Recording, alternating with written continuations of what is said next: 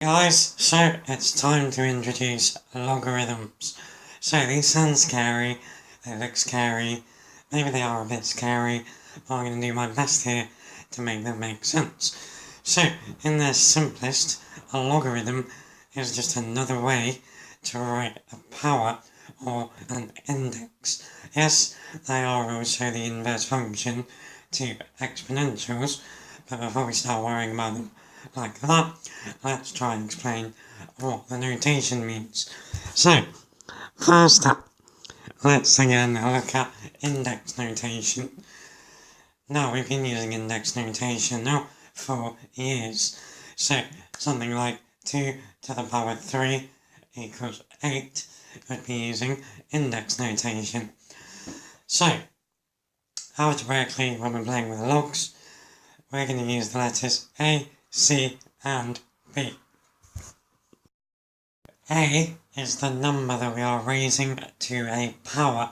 Now we call that number the base. C is the power that A is being raised to, and B is the result that we get when we calculate that. So let's go over an example. So for example, we can say 2 to the power 3 is equal to 8. So 2 would be the base, 3 is the power, and 8 is the result. We can very similarly say 2 to the power 4 is 16. So again, 2 is the base, 4 is the power, and 16 is the result. What about though, if we wanted to know 2 to what power is equal to 10? So if we wanted to solve that equation, how would we do it? It's certainly not a whole number, it's not an integer value for x, so how can we solve that? Well, this is where logarithms come in. So far it's important now to think of index notation as telling us the value that we get when the base is raised to a certain power. Logarithms look like this. So we would read this as log base A of B is equal to C. So again, A is the base, B though is the result that we get when A is raised to the power of C. So logarithms are asking what power do I have to raise A to get my value of B. So a very slight and subtle difference. So index notation and logarithmic notation are really telling us exactly the same thing. Again though, index notation directly tells us the value that we get when we raise our base to a certain power. Logarithmic notation asks what power do I have to raise my base to get my result B. So log base A of B is equal to C, our power. So how are we supposed to remember this? Probably all seems a bit mental. Well, I remember back when I was doing my levels, my teacher said this one example will help you remember the parts of a logarithm. 2, 8, 3. 2, 8, 3. So, how are these numbers 2, 8 and 3 linked? Well, in index notation, 2 to the power 3 is equal to 8. So in index notation, we get 2, 3, 8. This is telling us exactly the same thing. That's why I'm putting an equivalence between these things, because it's telling us exactly the same thing. In logarithmic notation, we would write log base 2 of 8. So that's asking us what power of 2 is 8. So that would equal 3, which didn't write very well. Stylus is dying. So log base 2 of 8 is 3, because 2 to the power of 3 is equal to 8. So I promise you it's stuck with me for 12 years. 283. Log base 2 of 8 is equal to 3. 2 to the power of 3 is equal to 8. So let's have a look at some more examples of using logarithms. Okay, before we get to some examples, I just want to point out the button or the buttons on your calculators for logs. So each of these 3 are used for logs. So the one that we're going to want first of all is this guy, log with then 2 empty boxes after it. This is this allows us to put our own base in and then our value after, because we get 2 boxes. The guy that just says log on it like that is log base 10.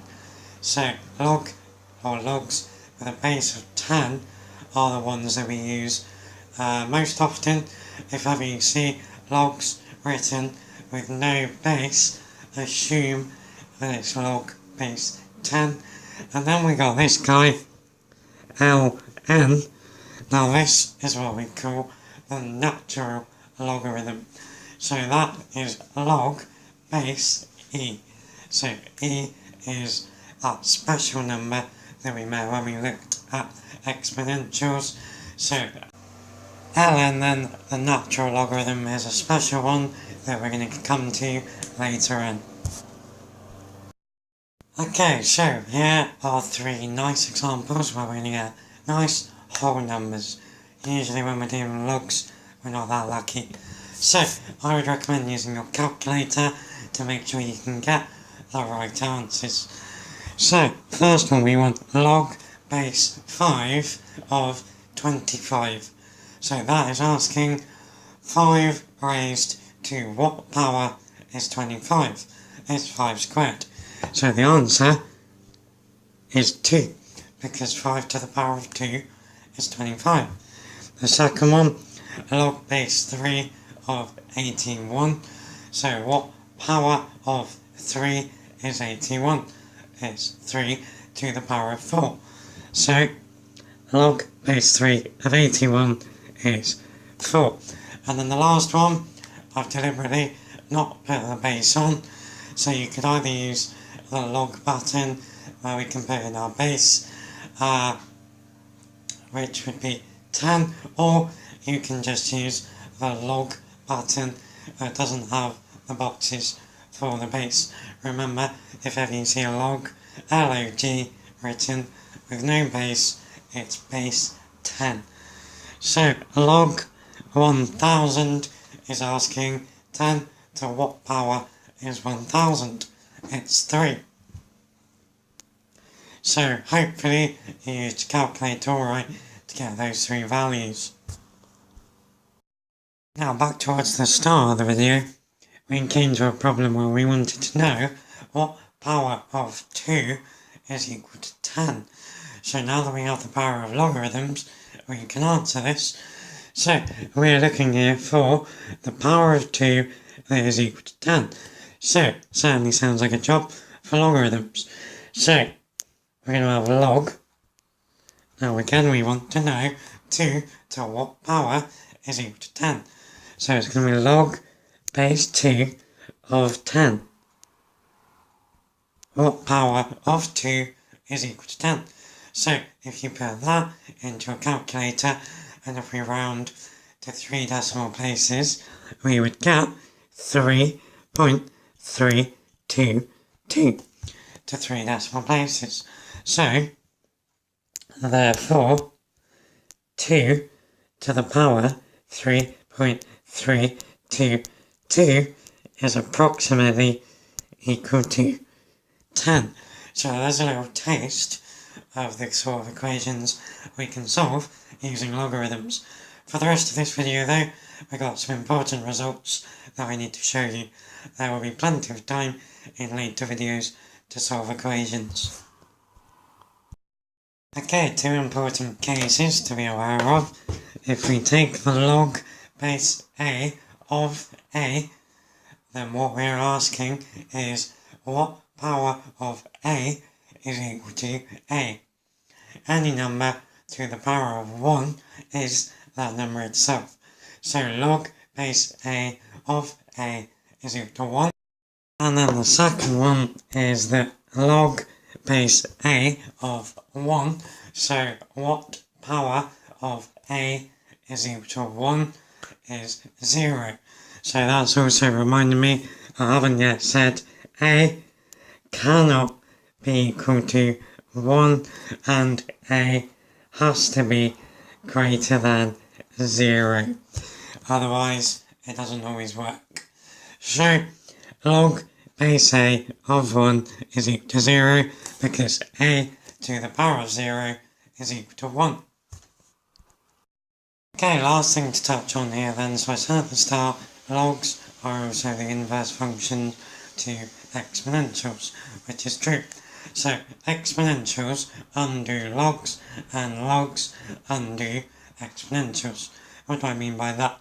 Well, if you multiply something by 2, you can undo it by doing the inverse, which would be to divide by 2. So if we said f of x,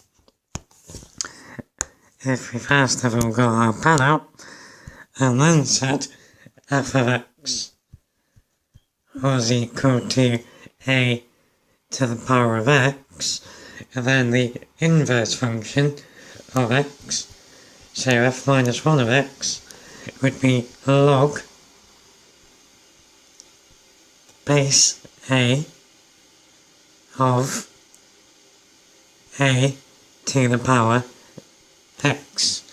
Now, when you take the inverse function of a function or the function of an inverse function, I'm well aware that sounds a bit mental, think along the lines of composite functions, which is exactly what we would do.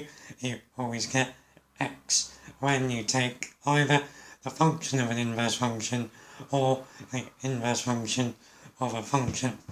So that means that a to the power log base a of a to the power x, which is equal x, or if we take a log base a of a to the power x, that too, which is equal x. Now if we think about the natural logarithm, let's say